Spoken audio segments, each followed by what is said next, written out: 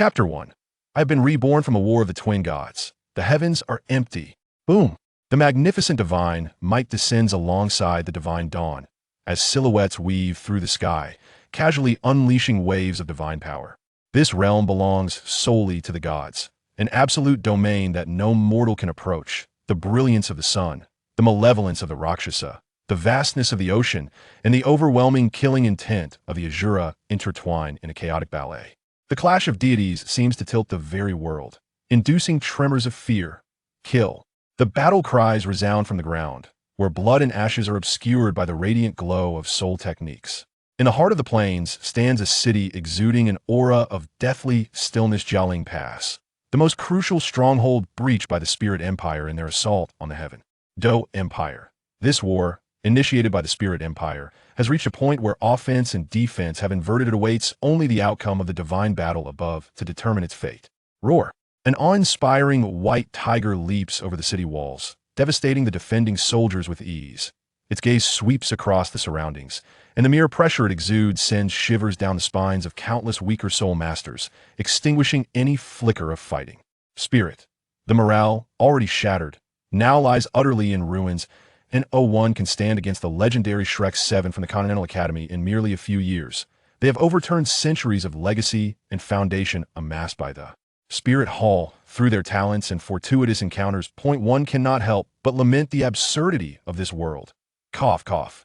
In a corner of the city wall, a pale young man clad in white wears an expression of bitterness and reluctance.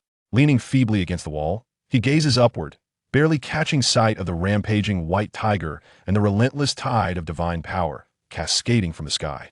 His right palm bears a wound that, while not exaggerated, has become a life-threatening injury due to a trace of the venom from the azure scale Serpent King.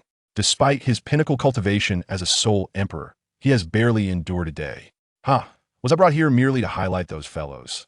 Had I known this would be the case, I would have never practiced. TSK. Upon introspecting his spiritual energy, he discovers that his internal organs are gradually decaying, corroded into putrid flesh by the horrific toxin. Meng Ye manages a bitter smile. Unless divinity intervenes, he is truly doomed. He recalls his arrival in this world, though lacking a system. He had faith that through his diligence and foresight, he could achieve success. Reality has proven him gravely mistaken. Every step taken with utmost caution, every strategy meticulously calculated, yet he remains ensnared in the mockery of fate. Desiring stability, he sought to ally himself with the Shrek Academy, only to be rebuffed due to his lack of talent. Entering an ordinary academy, he soon realized he couldn't even obtain a century-old first soul ring. His situation improved slightly upon joining the Spirit Hall, where he gained recognition through hard work and perseverance. Yet he remained merely a backdrop to the three golden generation prodigies. His journey has been fraught with hardship. Friends have departed one by one, and the beloved he cherished has vanished without a trace. Now, he finds himself on the brink of death. Well, let it be as if I have merely dreamt. I just wonder if I will awaken. Overwhelmed by weakness and despair, Meng Ye chooses to close his eyes, turning away from this world. Thud, thud. Yet, despite the will having acquiesced to the design of fate, the instinctual nature of the body compelled it to muster the soul power within. The heart beat twice, as if to lament the impending decay of this soon-to putrid corpse in a spontaneous surge of vitality. The stagnated soul power silently transcended its limits. However, this did not alter the inevitable. Even a soul sage could not withstand the venom of the emerald scale Serpent King. Meng Ye had not opened his eyes. No, he could no longer open his eyes. In this fleeting moment, as he wholly surrendered resistance, spots of toxin began to mar the surface of his skin, and his once flowing hair gradually turned a ghostly white. Ding! Congratulations to the host for breaking through to Soul Sage. The system activation is successful. How could the illusion of death be this? His parched lips stirred slightly, but with the onset of the serpent's poison, his body had become akin to that of a desiccated corpse, incapable of producing a coherent syllable. Yet, ultimately, he emitted three faint murmurs, their meaning roughly translating to C&M. The protagonist has perished. Detecting that the host's soul has not yet extinguished, the system will reconstruct the host's physical form. 2100. Reconstruction complete. A temporal error has been detected, initiating timeline correction. Void.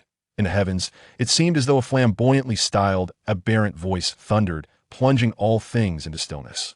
The sky, land, ocean, space, and time, all of existence fell silent at that moment, save for a body enveloped by invisible laws, lingering upon the currents of time. Subsequently, this body began to swim upstream against the flow of time. Everything around commenced to reverse. The shattered earth, the surging waves, the blinding divine light. All began to turn back before this immense force. No life could disturb the power of time.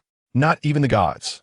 In the year 2637 of the Douluo calendar, on the eastern coast of the Tiando Empire, within the territory of the Salakar Principality, as a principality endowed with a high degree of autonomy, even possessing independent laws, it nominally belonged to the Tiando Empire, yet in practice, it could be considered nearly independent, lacking only a formal declaration that in the capital of Salakar. There stood a spirit hall, the official institution of the Soul Master World, with branches established in every major city.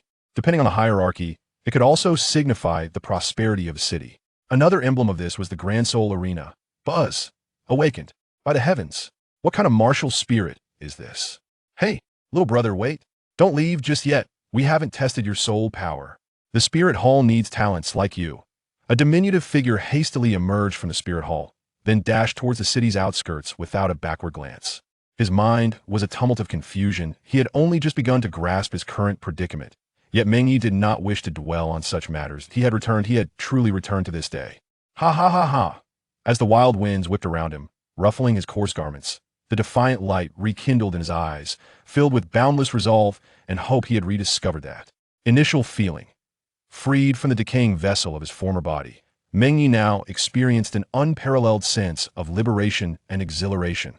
He frolicked across a verdant meadow, unrestrained, basking in the warmth of the sun and the gentle caress of the breeze, releasing the pent-up frustrations and discontent that had long burdened his heart. Finally, he lay contentedly on the grass, as a rabbit scurried past him. Ah, how refreshing, he exclaimed, expelling the last remnants of stale air from his lungs. Please remain calm, host. While this system may be invincible, you are not, at least, not yet, invincible. Then pray tell, why have you only now made your appearance? A hint of unwarranted weariness and serenity graced his youthful face, for he had traversed 2 lifetimes. His first life was as ordinary as it was mundane, a death devoid of significance, merely the existence of a typical human being. In his second life, he was fortunate though not tumultuous. He discovered the meaning of life and devoted everything to his youth, his talents, and even his very essence. There were some regrets, yet they were not insurmountable. The system declined to answer this inquiry. Clearly, the system was not omnipotent, and Meng Ye held no illusions that it could truly grant him a rebirth. He was already content with what he had. At the very least, it was not too late. Chapter 2. The system malfunctions. Currently, certain functionalities of the system remain dormant. The creation of a physical form and innate abilities, as well as the resetting of timelines, demands a considerable expenditure of energy, necessitating a state of dormancy. Speak plainly. Lying on the grass, Meng Ye was reluctant to rise. The fatigue and oppression he had endured for so long had aged his spirit far beyond his mere 20 years. The psyche and soul are invariably shaped by the corporeal form. In simpler terms, his previous bodhi's condition had likely surpassed that of a person over 50. Even had he not perished in the divine war, he likely would not have lived beyond 50. The extent to which the system could assist him was limited. The path ahead would require him to forge his own destiny. Best of luck. Meng Ye fell silent for a moment, ultimately inquiring, are you truly a system? Should you not be all-powerful? Host, do you comprehend the energy required to reverse time and causality? He shook his head in bewilderment. That IT must be an immense amount. He presumed, if converted into energy, it would require the equivalent of 50 divine kings to be sacrificed, or the annihilation of 10 creator gods at the void's end, merely to reverse the flow of time and causality in this world by a single second. So, how long must you remain dormant? The system's response echoed in his mind. 50 divine kings, surely. This was a jest? Yet, contemplating the untouchable nature of time and causality, whose power could scarcely be envisioned, he understood that the system was not jesting. According to the current temporal framework of the world, it would take approximately 63,890,000 years. Just tell me outright what conditions must be met to reactivate you? Meng Ye rubbed his temples. 60 million years? Even if he were to ascend to divinity, he would not live to witness that day. Deities may claim to be immortal, yet they could not possibly match the lifespan of the universe itself. Sacrifice. The host must offer a high purity of energy to the system. As the system originates from a higher dimension, it necessitates contact with the essence of this world. The host need only sacrifice a singular being of origin. For instance, what constitutes an origin being? Meng Ye was utterly perplexed. The God King or the Creator God will suffice. Now he comprehended, yet the knowledge only added to his vexation. It might have been better left unsaid. Can a mere deity suffice? The moment the words escaped his lips, Meng Ye nearly choked on his own query. Even the most mediocre deity is still a god. Although he had been reborn, the notion of slaying a god seemed fantastical. No, the system had already reshaped the host's body and talents. It implored him to strive to offer a god king as a sacrifice. The system would not disappoint the host. The countdown to dormancy began. 10, 9, 8, 7, 6, 5, 4, 3, 2. Yes, the countdown concluded. Meng Ye fixed his gaze upon the clouds above, his expression devoid of sorrow or joy. It was only at this moment that he fully assimilated and organized his current predicament. Firstly, he had indeed been reborn, and the system had manifested yet. Everything seemed to have remained largely unchanged. In his previous life, had it not been for certain circumstances, he might have truly validated Yu Xiaojiang's renowned theory. There are no useless martial souls. With an innate soul power of level 5, he had not entered Shrek Academy instead. He had ascended from the depths of the Spirit Hall, surpassing even the Shrek 7 monsters in cultivation at one point. However, fate had other plans, and a sudden upheaval had shattered his existence. A gentle breeze swept by, and familiar figures in his mind seemed to gradually merge with the clouds above. After more than 10 minutes, Meng Ye rose and returned to the city of Salakil, his head bowed in contemplation, muttering to himself, "Dual martial souls, my talent has indeed improved significantly compared to before, and this martial soul is... I found it, right here." Before he could finish his thoughts, several figures clad in Spirit Hall uniforms approached him briskly, mostly middle-aged, with one notably older man trailing behind. Judging by the badge on his chest, the individual was a Soul Emperor. According to Spirit Hall standards, only a Soul Emperor could preside over the Spirit Hall's main temple. "Child, we have finally located you." Meng Ye recognized the individual, yet the latter likely did not recognize him, gazing back with an expression of bewilderment. The surrounding crowd, however, looked on eagerly, as if beholding a rare treasure, encircling him as if fearing he might escape. "Child, do not be afraid. We are from the Spirit Hall. I wish to invite you to join us and cultivate you into a formidable soul master."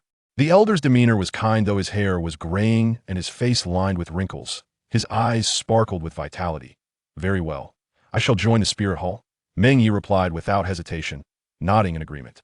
This elder had shared a close relationship with him in his previous life. Perhaps he could even be considered his guide.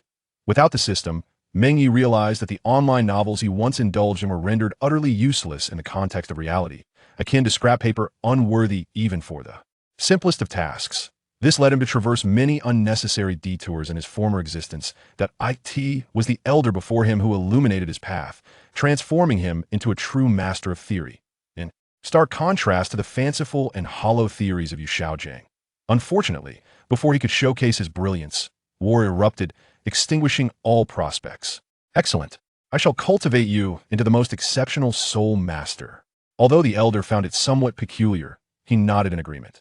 The members of the Spirit Hall were equally astonished, for Meng Ye's earlier reckless escapade had indeed startled them.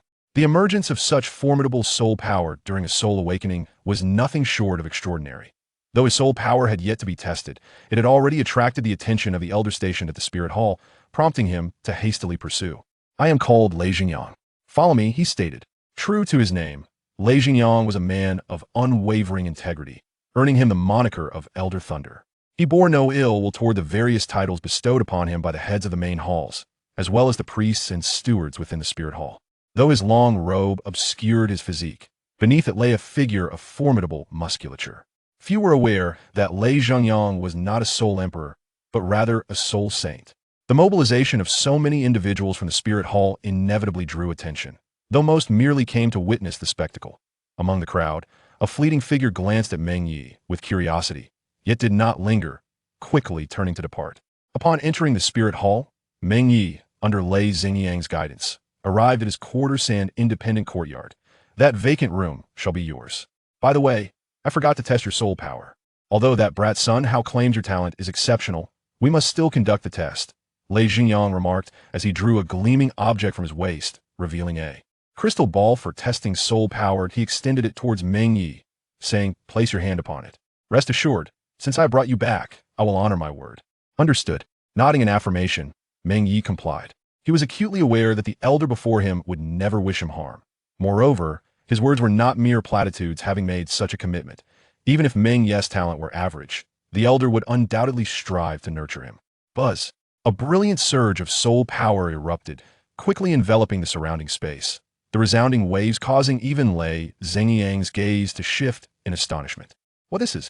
Stammering in disbelief, he had never encountered such a phenomenon, yet the thrill in his expression suggested he was not entirely unfamiliar with the implications of what he witnessed. Chapter 3. The First Soul Ring, Thunder Beast. An extraordinary martial soul. A truly exceptional martial soul. Lei Zhengyang affirmed Meng Ye's talent with unwavering conviction, his eyes gleaming with fervor as he regarded the seemingly radiant Meng Ye. The essence of his martial soul was his very self. It would not be an exaggeration to call it the strongest innate martial soul. Furthermore, perhaps due to the system's reconstitution of his physical form, the potential of this body was unlike that of an ordinary soul master, as it appeared to overflow with innate soul power. Master Lei, what constitutes a supreme martial soul? Meng Ye inquired, feigning ignorance that it was reminiscent of the very first question he posed to Lei Zhengyang years ago, a time when he harbored a sense of disdain and arrogance towards this world. Although his inquiry bore the semblance of jest, it was laced with a hint of sincerity this time, as he sought knowledge with genuine earnestness, despite already knowing the answer to a top-tier martial soul. Lei Zhengyang began, let me elucidate. In the realm of soul masters, martial souls are generally categorized into 3 tiers, further distinguished as either weapon or beast martial souls. Weapon martial souls manifest in the form of objects, while beast martial souls present themselves through the embodiment of the martial soul. For now, this understanding should suffice that it was evident that Lei Zhengyang possessed profound insights into martial souls, demonstrating a unique perspective. In Meng Ye's view, while Lei Zhengyang may not be widely recognized, his comprehension of martial souls was indeed remarkable.